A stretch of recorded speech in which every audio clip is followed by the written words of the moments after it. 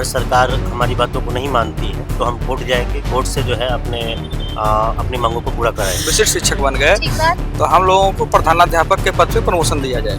सरकार ने राज्यकर्मी का दर्जा दे दिया, सारे शिक्षक खुश हो गए कि हम राज्यकर्मी बने। और हमारा शिक्षक का हमको वेतन कौन सा दे रहे हैं सरकार, ये बता। ठगा महसूस कर रहे हैं कि सरकार बार बार परीक्षा ले रही है तो फायदा क्या दे रही है। सरकार की तारीफ की है तब तो सरकार आ गई पुनः वापस। ऊपर से आदेश होता है, उनको भी लोग नेगलेक्ट करके बैठे हुए हैं। हम सबसे ज्यादा परेशानी तो ये करके है, हाई कोर्ट के आदेश के बाद भी नहीं मिल रहा, जबकि बगल के जिला में जहानाबाद है और कुछ जिले हैं जिसमें मिल चुका है। रोड से लेकर कोर्ट तक हम उतरने के लिए तैयार। नमस्कार, हमारा नाम है समरीन और आपने देखना शुरू कर दिया है लाइव सिटीज। देखिए, सबसे पहले आप इस फ्रेम को देखिए। आपको इस फ्रेम में मेरे साथ कई सारे शिक्षक नजर आ रहे होंगे। हम आपको बता दें कि ये तमाम शिक्षक अलग अलग जिलों से निकलकर आज पटना पहुंचे हैं, पटना के गांधी मैदान पहुंचे हैं और यहाँ पर अब से कुछ देर पहले इन शिक्षकों ने बड़ी बैठक भी कर ली है। अब आप सोच रहे होंगे कि भला अब ऐसा क्या हो गया है कि शिक्षकों को बैठक करनी पड़ी। देखिए, सब कुछ हम आपको तफसील के साथ एक बार फिर से इस वीडियो में बताने जा रहे हैं, लेकिन उससे पहले तमाम शिक्षकों से जानेंगे कि आखिर उनका नाम क्या है और ये तमाम शिक्षक कहां से आज पटना के गांधी मैदान पहुंचे हैं। पिंटू कुमार सिंह, अररिया जिला से। जी। राम गोविंद राम, पटना जिला से। जी।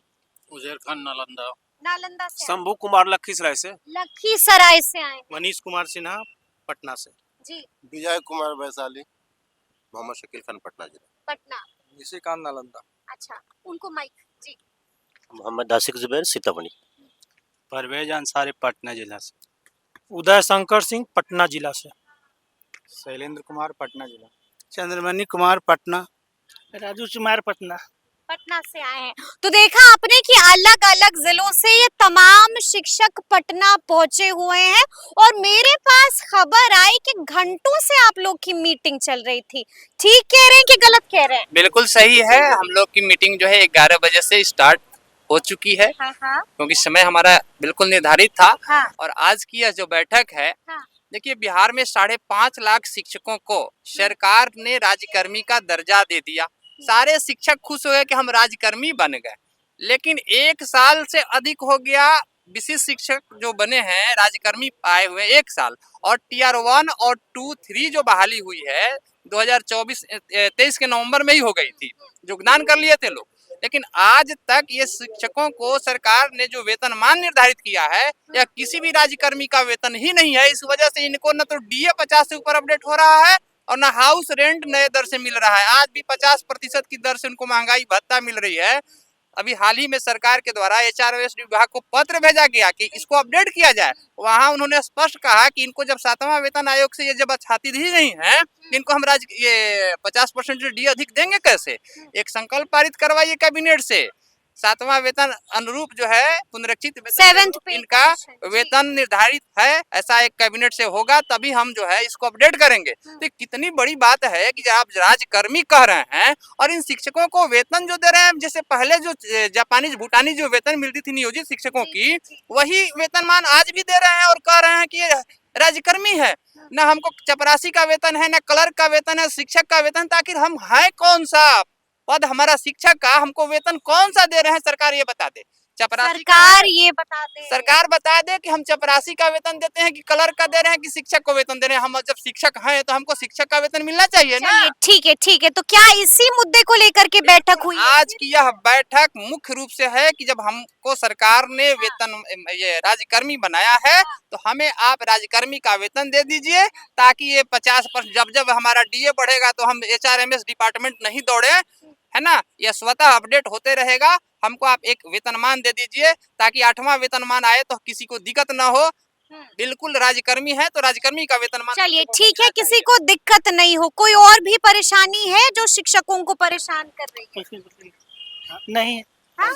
सक्षमता टीचर परीक्षा देने के बाद टीईटी परीक्षा भी दिए, लेकिन ठगा महसूस कर रहे हैं कि सरकार बार बार परीक्षा ले रही है, तो फायदा क्या दे रही है। ठगा काहे महसूस कर रहे हैं? इतना बढ़िया काम कर रहे हैं शिक्षा मंत्री, अरे आप लोग को तो तारीफ करना चाहिए। क्या कुछ परेशानी थी, क्या कुछ पेंडिंग मांगे थी, आपको याद है ना? सेवा निरंतरता की मांग थी, प्रोन्नति की मांग थी, वेतन विसंगति की मांग थी, सबको लेकर के विभाग एक्टिव है। आप तो तारीफ करिए, कहाँ आप लोग मैम, करते रहते हैं? सरकार की तारीफ किए तब तो सरकार आ गई पुनः वापस। देखिए बड़ी बात कह दी है कि तारीफ किया तभी तो वोटवा दिया। हाँ, और सरकार अपना वेतन जब हम बहाल हुए थे उनका कितना था, मेरा कितना था, पर तुलना करके देख ले। मंत्री जी अपने दिल पर हाथ धर के देख लें कि उनका वेतन 2004 में कितना था, 10 में कितना था और 24 में कितना है। और हम लोग जो ठगे रह गए, दो परीक्षा देने के बाद भी फिर आज वेतन मेरा वही है, चाइनीज है कि क्या है पता नहीं। तो फिर हम लोग चाइनीज वेतन मिल रहा है, चाइनीज वेतन मिल रहा है। हम लोग के तो विभाग से भी आदेश होता है बार बार कि एरियर का राशि इन लोग के जल्द से जल्द भुगतान किया जाए, वो भी पता नहीं कहाँ गुम हो जाता है। कोई भी आदेश मानने के लिए अधिकारी तैयार नहीं है। ऊपर से आदेश होता है, उनको भी लोग नेगलेक्ट करके बैठे हुए हैं। हम सबसे ज़्यादा परेशानी तो ये करके है हम लोग। ये परेशानी है। आप भी पहुंचे हुए हैं पटना और इतना सारा कागज भी लिए हुए हैं, किस किस चीज का कागज है? ये सब जो है कोर्ट का निर्णय है, जजमेंट है कोर्ट का, और विभागीय आदेश पत्र भी है डायरेक्टर प्राइमरी का, कि जो है जितने भी डीएलएड रेगुलर से जो प्रशिक्षण प्राप्त किए थे शिक्षक 14, 16, 15, 17 और 16, 18, उनको जो है कॉलेज विरमण के तिथि से प्रशिक्षित वेतनमान दिया जाए। लेकिन पटना जिला के डीपीओ जो है आज 1 साल से सभी शिक्षकों को दौड़ा दौड़ा के एकदम परेशान कर दिए हैं। डीपीओ साहब परेशान कर रहे हैं। हाँ, और वहाँ का एक क्लर्क है सूरजमणि कुमार, वो तथ्यहीन और भ्रामक जानकारी देते हैं। चलिए वो बात ठीक है, लेकिन कोर्ट का आदेश जो आप कह रहे हैं कौन सा आदेश है? कोर्ट का आदेश, क्योंकि जब बात करेंगे तो कागज भी दिखाएंगे, कागज दिखाइए। जी जी जी बिल्कुल, कोर्ट का आदेश है। भूषण कुमार राय का जो है रेगुलर शिक्षक जो है रेगुलर से प्रशिक्षण लिए थे, इसमें कोर्ट ने कहा है कि जितने भी हमारे रेगुलर से प्रशिक्षित हुए हैं तीनों सत्र 14, 16, 15, 17 और 16, 18 वाले, उनको जो है राज्य में अगर उन कहीं भी पदस्थापित हैं तो वो सभी शिक्षकों को जो है उनके कॉलेज विरमण के तिथि से प्रशिक्षित वेतनमान दिया जाए। और जो है फिर भी जो है यहाँ जो है पटना जिला के जो है अधिकारी जो है इनके कान पर जूं तक नहीं रेंगती है। यानी कि आप यही कह रहे हैं कि आदेश का पालन नहीं हो रहा है? बिल्कुल नहीं हो रहा है। आदेश का पालन नहीं हो रहा है। आप कहाँ से आए हुए हैं? जी हम पटना जिले से आए हैं मैम। हाँ। और नहीं मिल रहा, हाई कोर्ट के आदेश के बाद भी नहीं मिल रहा, जबकि बगल के जिला में जहानाबाद है और भी कुछ जिले हैं जिसमें मिल चुका है, एरियर भी बन चुका है। पटना जिला में इस तरह से होता है कि अभी नहीं मिल रहा है। जी तो हम चाहेंगे कि पटना जिला। तो बैठक कर ली आप लोगों ने, तो क्या कुछ तय हुआ? बैठक तो आप लोगों ने की और ये बता रहे हैं कि 11 बजे से ही बैठक शुरू है, तो तय क्या हुआ, निर्णय क्या लिया? तय ये हुआ है कि इस पर जो है सरकार से हम लोग मांग रखेंगे। अगर सरकार हमारी बातों को नहीं मानती है तो हम कोर्ट जाएंगे, कोर्ट से जो है अपनी मांगों को पूरा कराएंगे। कोर्ट जाने की तैयारी कर रहे हैं? यदि सरकार हमारी बात नहीं मानती है तो, अगर सरकार हमारी बात को सहर्ष स्वीकार करेगी तो सरकार के साथ हम लोग। अगर सरकार बात नहीं मांगेगी तो फिर कोर्ट जाएंगे। सरकार बात नहीं मांगेगी तो फिर कोर्ट जाएंगे। कुछ और भी मांगे। हाँ, कुछ और भी मांगे हैं, क्या है मांगे और? हाँ, ऐसा है कि हमारे कुछ नियोजित शिक्षक जो है जो पहले 1 to 5 में थे, 6 to 8 में थे, वो विद्यालय अध्यापक में 9 से 10 में या 11 और 12 में चले गए। तो अभी जो सेवा निरंतरता का लेटर निकला है उसमें क्लैरिटी नहीं है कि उन शिक्षकों को सेवा निरंतरता मिलेगा या नहीं मिलेगा। इस पर अगर क्लैरिटी आ जाता है डिपार्टमेंट से तो हम लोगों को काफी जो है मतलब उसका जो है, यानी कि आप कह रहे हैं कि चीजें स्पष्ट नहीं है। और एक मांग हम लोगों का और है कि हम जो स्नातक ग्रेड शिक्षक, विशिष्ट शिक्षक बन गए, तो हम लोगों को प्रधानाध्यापक के पद पे प्रमोशन दिया जाए। प्रोन्नति की मांग है। प्रोन्नति की मांग मेरी। तो उसको लेकर के तो विभाग ने पत्र जारी कर दिया है। प्रधानाध्यापक के पद के लिए भी ऐसा कुछ नहीं, अभी कुछ नहीं है। कुछ नहीं है। उसी को लेकर भी हम लोग इस बैठक में शामिल हैं। अच्छा, उसको लेकर के भी बैठक में आए हुए हैं। बैठक में शामिल होने के कारण ये भी है कि जिस तरह अन्य जिला में इस आदेश का पालन किया गया है तो उसी की भांति पटना में भी किया जाए और बाकी सारे जिलों में तो एरियर भी दे दिया गया है। और यहाँ अभी तक फिक्सेशन नहीं किया गया, तो इसको हमें आशा है कि इस पे आगे कार्रवाई होगी, हमें ये उम्मीद है। और इस बैठक में हम लोग यही निर्णय ले रहे हैं कि इस पे आगे के क्या कार्रवाई किया जाए, आगे क्या कार्रवाई किया जाए इसको लेकर के निर्णय हो रहा है बैठक के भीतर। थोड़ा सा आगे आ जाइए। तो बैठक जो रही वो सफल रही कि नहीं रही? सफलता के लिए तो कोशिश किया जा रहा है। तो शिक्षा विभाग में किसी से मिले कि नहीं मिले? आगे मिलना है। हाँ? आगे मिलना है, अभी तैयारी हो कोई पत्र दिया है शिक्षा मंत्री को, विभाग को कोई पत्र दिया है? पत्र दिया है? पत्र आप लोगों ने दे दिया है, तो कुछ जवाब मिला कि नहीं मिला? अभी तक तो कोई जवाब नहीं मिला। कोई जवाब नहीं मिला है पत्र का? अभी तक कोई जवाब कब दिया था पत्र? 12 दिन पहले 15 दिन पहले और सर पिंटू जी के पास है, ठीक हाँ है। सर के पास है वो पत्र जो सर ने दिया है हाँ। वो लगभग 15 दिन पहले दिया है सर ने।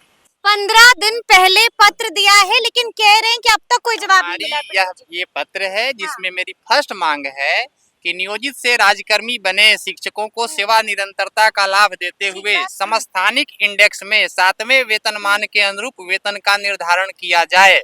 ये हमारी फर्स्ट मांग है जो अभी तक पूरी होती हुई नहीं दिख रही है।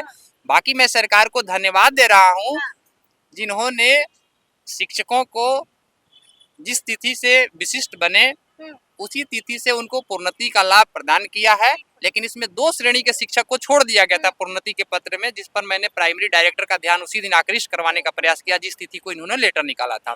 उन्होंने इस चीज को एक्सेप्ट भी किया कि गलती हुई है, लेकिन अभी तक जो 6 से 8 वाले शिक्षक थे उनको 9 से 10 में वरीय विशिष्ट में या प्रधानाध्यापक में उनको प्रमोशन दिया जाए। नियमावली तो कह रही थी कि प्रधानाध्यापक बनाना था जिस नियमावली के तहत बहाली हुई थी, लेकिन विशिष्ट शिक्षक नियमावली के तहत इन्हें वरीय विशिष्ट में प्रमोशन देना था। उसी तरह से 11-12 के जो शिक्षक हैं उनको वरीय विशिष्ट में देना है प्रमोशन। इन 2 शिक्षकों को छोड़ दिया गया था उस पत्र में।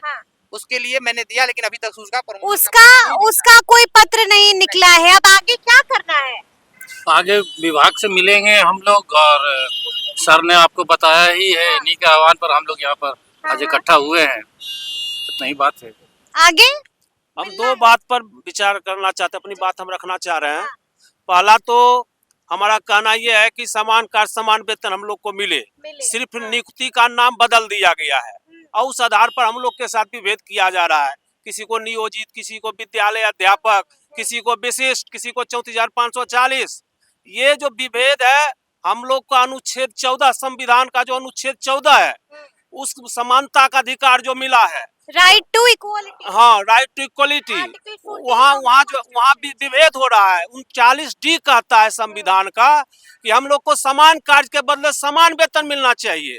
और सरकार जो है हम लोग हाई कोर्ट में केस जीते थे, सुप्रीम कोर्ट से हम निरस्त हो गए, लेकिन फिर एक अगला आदेश जो आता है उससे पिछला आदेश ऑलरेडी ओवररूल हो जाता है। जैसे गुजरात में एक सहायक प्राध्यापक के लिए शिक्षा विभाग का एक आदेश आया, वो संविदा पर बहाल शिक्षक थे और वहाँ प्रोफेसर के लिए आया कि जो कम से कम सहायक प्राध्यापक का, सहायक प्रोफेसर को जो वेतन मिल रहा है वो मिलना चाहिए। तो अब क्या? अब हम लोग की लड़ाई होना चाहिए। एक सेम फुटिंग जो है गुजरात सरकार का, गुजरात में जो निर्णय पे जो सुप्रीम कोर्ट का निर्णय आया है उस आधार पर हम लोग को सुप्रीम कोर्ट में जाने की जरूरत है। तो आप जाइएगा सुप्रीम? निश्चित रूप से जाएंगे और हम अपना फैसला हो गया है, बैठक में कोर्ट जाना है। बिल्कुल, अभी सरकार से हमारी ये मांग रखे हैं। अगर सरकार इसे समय रहते नहीं देती है तो हमें न्यायालय और सड़क दोनों जगह जाने के लिए बाध्य होंगे। अभी आने वाला सत्र शुरू होने वाला है, यानी कि सड़क पर भी उतरेंगे और कोर्ट भी जाएंगे। रोड से लेकर कोर्ट तक हम उतरने के लिए तैयार हैं। चलिए, क्या कहा है शिक्षकों ने वो हमने आपको सुनाया है। आपने सुना है कि शिक्षकों ने खुले तौर पर कह दिया है कि अगर शिक्षा विभाग ने हमारी बातों को नहीं सुना तो फिर हम रोड पर भी उतरेंगे और हम कोर्ट में भी जाएंगे। तो अब देखना होगा कि आगे आगे शिक्षा विभाग क्या क्या करता है। तो फिर ये पूरी खबर, पूरी जानकारी और पूरा वीडियो आपको कैसा लगा है कमेंट करके हमें जरूर बताइएगा। तो ऐसे तमाम अपडेट्स के लिए बिल्कुल ऐसे ही हमारे साथ बने रहिएगा और देखते रहिएगा लाइव सिटीज। बहुत शुक्रिया।